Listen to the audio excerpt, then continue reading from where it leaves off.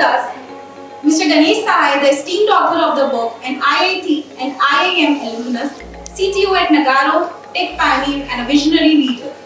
Mr. Vijay Amrit Raj Sharma, our moderator for today's event. Mr. Sharma is IIT Delhi graduate and engineering leader with 24 plus years of experience in solution architecture, engineering management and cloud-based technology. He has a proven track record in building global teams, driving innovations and delivering impactful solutions across healthcare, edtech and e-commerce.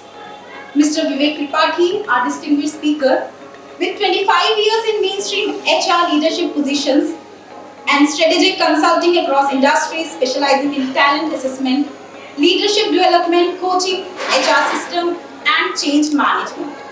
He has a proven track record in building high performance teams and driving business growth, will shed light on the importance of continuous improvement. So let's welcome them with a big round of applause.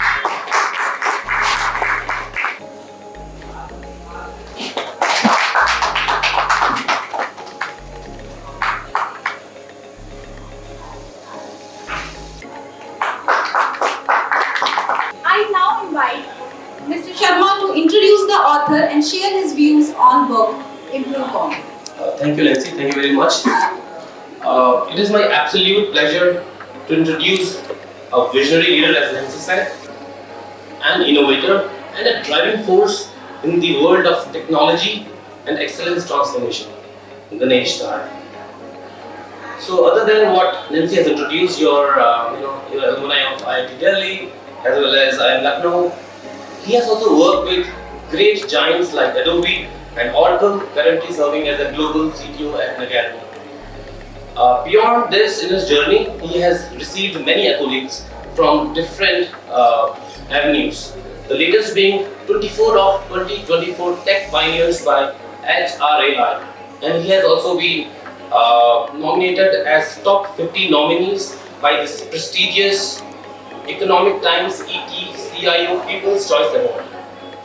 Beyond his corporate journey, Ganesh is a serial entrepreneur and he has co-founded multiple ventures. His passion for technology is reflected in his 10 plus patents covering groundbreaking achievements in various software technologies. And he is a sought after speaker. He has spoken in platforms like TEDx, NASCOM and IEEE. And today we celebrate the latest contribution by Ganesh to the world of knowledge. His book, Improve On. The book distills on his decades of expertise and experiences and creates frameworks like ION and GAIN and guiding organizations and individuals towards continuous growth. Without further ado, I want to really congratulate Ganesh for this excellent achievement. On the book, I have read the book intensively. I belong to the same field. I'm actually doing the same work that book is in talking about. I'm highly impressed. Some of the things that really caught my mind in this book is continuous improvement mindset concept, and this is great because as per Ganesh, if you have the continuous improvement mindset, that is the key to go to the next level of excellence. Another thing that you spoke about in the book, Ganesh, is how these teams. I think you built a narrative in the book with the company and the teams in it and the challenges they are facing. And with the framework they adopted, it fostered their continuous improvement mindset, and they had set certain goals which seemed so easy to achieve this structured approach. I think a couple of questions that you highlighted that the teams or the Scrum team should ask, and the two that resonates my mind is, one is what values do customers see in the products we make, and what values do we want them to see? Are they aligned or not? So that's a key factor, and if you want to know how to align them, you will have to probably read the book thoroughly. And the next one is something you mentioned, hedonic adaptations. And I think I will probably leave that to you later and would like to hear from horse's mouth, what exactly it is and how it will help companies or the teams achieve that excellence. So that's pretty much, I think, the last point that I want to bring up is the repeatability in excellence. So excellence cannot be left to the accidents or to the chances. We need to create a framework which is repeatable. Repeatability in the design thinking to achieve the excellence, and that's again you have to read the book how to get to that. With this, I again want to congratulate Ganesh for this excellent material that you have given to the book. Thank you. Thank you, sir. So now the moment we all are waiting for official book launch. So I would like sir to initiate.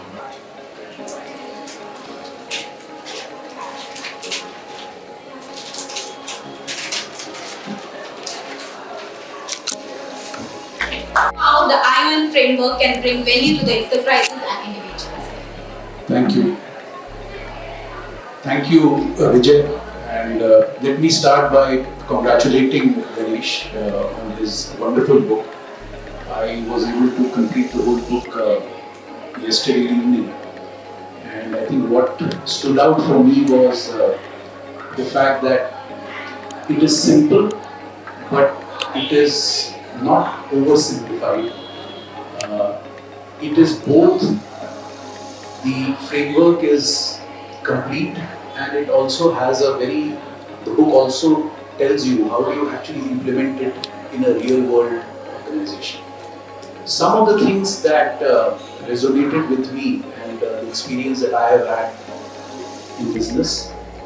Firstly, the part where Ganesh talks about creating excellence. I think creating excellence is possible only if you have teams that continuously improve. It is not really about individuals, it is about teams. Individuals can create occasional brilliance, but I think if you want excellence, sustained excellence, then the question to ask is how do you do that in teams? And that is exactly the question which the book addresses. The other thing is that the whole IM framework, it talks about the triangle of excellence, which is where he talks about the 5 thoughts and bringing products and services at the center, but then asking questions on how do you innovate, how do you generate an income, or how do you really make, how do you implement an idea so that it generates business, and then the importance of ideology or culture, and to say that culture is what really holds the organization together. I think those are very powerful insights. So that's on the one hand, the triangle of excellence, and then bringing the stakeholders in the picture by talking about the perspectives of customers, the organization, teams, and then the individual. And that, of course, is then followed by giving certain design principles about how do you actually undertake a transformational journey. And I really liked the 12 design principles which are the center of the book. I could relate to almost all of them. How do you find out what are those areas where you want to create excellence? How do you set goals? How do you set metrics? And the fact that it's not a rigid system, the fact that it is an iterative process, which is so true, because in our world today, I don't think you can make a plan and expect that it will get executed exactly that way. So the focus on both the short term and the long term, and the iterative approach, all those are things that seem very practical, and it's been written in a very easy manner. So I think that's the other thing. The language is very, very simple. There's no jargon, and the narrative flows very easily. So It was delightful to read it, and I think I won't give any more away. I think you should all read the book. But something which is both conceptually very sound and complete, as well as something which can be practically applied. Both these things I was able to get from it. Thank you so much. Knowledge and wisdom. So now to our dear audiences, I'm sure you would have questions for Mr. Sahai. So you can take up the questions like pick one by one. Or any question for Mr. Sahai. So, Ganesh, congratulations. And a book coming from you, I've seen you in action, so I'm sure all that excellence and improvement would be there. So, what are some of your experiences, your self-experiences in working with teams in terms of how easy it is that we see people doing continuous improvement? It's a good word, but how do you actually see and what are the barriers for doing continuous improvements? Yeah, I think great question actually, right? Because that's the whole essence of the book. You know,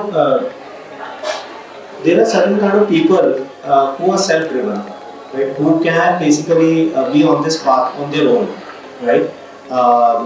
And then there is a category of people, right, who are kind of stuck, right? They are not able to move. But when there is a certain kind of a culture which is there in a team, and when you put individuals in that culture, they perform well, right? We have always, you know, in our regular discussions also we say, you know, when Indians go to US, they perform very well, right? They are not able to perform well here. It's all about the ecosystem, right? And how do you basically build that ecosystem in a structured manner inside an organization makes all the difference, right? So I think so that's one part. So how to build the ecosystem inside the organization. So this book basically talks about a framework whereby you build that kind of a culture in a structured way and a pathway where people basically start to execute whatever they are doing, right? In a manner where they get incentivized for even the small incremental improvements that they are doing, right? But these small incremental improvements done over a period of time, has a great impact. So if you look at, if I talk about AI latest, which is going on, right? There was a paper that came up which talked. So it's a very famous paper which gave the concept of transformer architecture, and they talked about a concept called self-attention in that, and also talked about multi-head attention. Now I'll just fast forward it. And today we are talking about DeepSeek, right? DeepSeek has built incrementally on top of it, so they've improved what was proposed in that. There are many examples, right, where teams who have kind of basically picked up from one small level and then build it up on top of that, they have excelled. So now challenges are, some people are very status quo driven. So in the book also, the company is doing well, they are performing well, but it kind of lost its the so-called high energy vibe, right, to do something great, and that's what the CEO and the CEO of the company are worried about. That how do we kind of build this team to be self-driven. So the challenge is how do you kind of basically put the team into a mode where they are self-driven, right? Easier said than done, right? While implementing at various teams, some teams resist. We are okay, it's the way we are. But yeah, so that's where gamification comes in. Okay, you are okay with what you are doing, but if you don't do, then you will not be rewarded. Because that's what the business world does. When you are in the marketplace, if you are performing well, you will get rewarded. But if you are in a status quo, you will be left out. For example, if you look at Kodak, Kodak could not improve on its product when the digital era came. Right, but companies like Nikon and all, they improved, so their products excelled. So, perfect, yeah. Thank you, Ganesh. Hi Ganesh, really discovering something new about you. 2 days back I heard you wrote a book. Before that I knew you were a CTO and a senior entrepreneur. I realized today you have acquired 10 patents. I read a book, Discovering Ganesh. That should be a bigger book than this one. Thank you. Anyone else? aftermath of known elements. Right? Then I learned C. Then I learned C plus every day. Today only I read an article where Mr. Kevin, who leads Visual Studio at Microsoft, and they have a collaboration with the Devon.ai. Devon.ai is basically a kind of a AI software engineer. The term AI software engineer means it's basically a kind of a more advanced form of AI coding assistant, right? So in that kind of a scenario, he predicts that as high as 95% of the code will be written by these AI software engineers, right? Now, so what will the lot of these basically software engineers do, right? Number one, they will have to reskill themselves and be able to use the tools that are coming more effectively. Horse riding skill is not going to take them ahead, right? Just to put it in perspective. So you have to learn, the new car driving, right? So, brute force of code writing is not going to help. You have to learn how to use the coding assistance in a more effective way to do your job. And it's not just in basically programming world. It's going to be in a lot of areas. So, for example, finance and accounting, sales and marketing, right? Everywhere. So, and that's where basically people who have this mindset of continuous improvement and this as a habit, if they work in an organization where this is inculcated, they'll be able to do it. The literary award to Mr. Ganesh Sahai in recognition of his contribution to the world of literature, sir.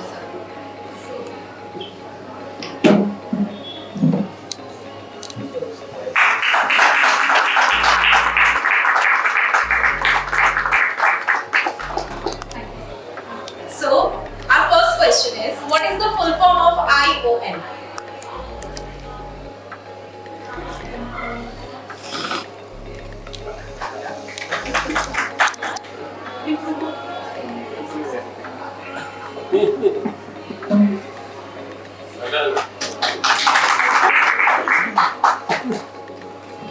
She's my daughter. She has been literally sitting through these chapters when I was reading it.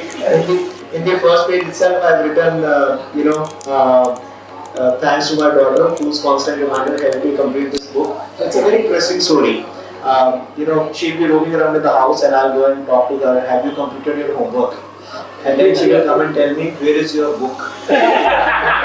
So then say, okay, I'll give you a deadline, right? By this time, I'll complete my first draft. So then she will complete her homework on time, and I was obliged to complete my work. And that's how it is.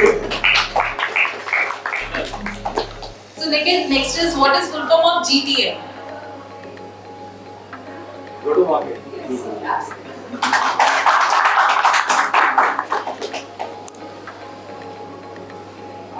next is, name any 2 key points that can help business to achieve excellence.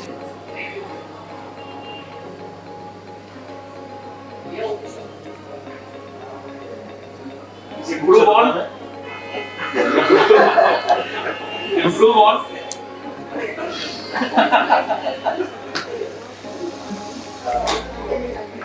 Yeah, I think the book talks about excellence triangle, right? And there are 5 main thoughts in that excellence triangle, right? If you look at the 3 main vertices, it is ideas, income, ideas, implementation, and income, right? At the center is product and service, and then at the core is basically value creation and delivery. So name 2 products of Google that failed.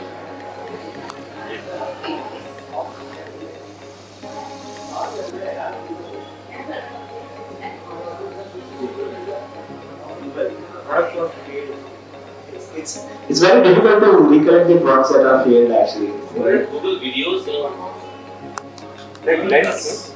Google Lens. Lens. One more. Hang up.